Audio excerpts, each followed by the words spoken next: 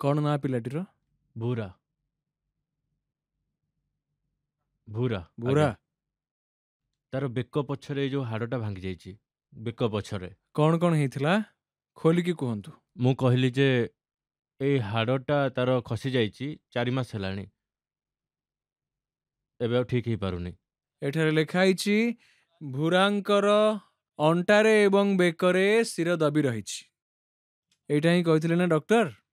ଲେଖିଦେଇଛି ମୁଁ। ବୁରାଙ୍କର ବେକରେ ଏବଂ ଅଣ୍ଟାରେ ଶିର ଦବି ରହିଛି ଏବଂ ତାଙ୍କର କଣ୍ଢେଇ କରିକି ମଧ୍ୟ କଣ୍ଟା ବଜାଯାଇଛି, ଯେଉଁଥିପାଇଁ ଶିର ଦବି ଯାଇଛି।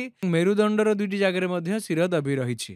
ନାଇଁ, 3ଟି ଜାଗାରେ ଶିର ଦବିଛି, L4, L5 ଏବଂ L6, ଏବଂ 3ଟି ଜାଗାରେ ସହିତ ବେକରେ ମଧ୍ୟ ଶିର ଦବି ରହିଛି ସେଠାରେ ମଧ୍ୟ, ଯେଉଁଥିପାଇଁ ତାଙ୍କ ଶରୀରର ସନ୍ତୁଳନ ରହିପାରୁନାହିଁ। ଜିଭ ଭାରି ହେଇ ହେଇ ଚାଲିଛି କିନ୍ତୁ ମୁକ୍ତି ମିଳିବ। କିନ୍ତୁ ସେମିତିରେ ତ ତାଙ୍କୁ ମାରିବା ପାଇଁ ଚାହୁଁଥିଲେ କିନ୍ତୁ ଏ ବଞ୍ଚି ଯାଇଛନ୍ତି।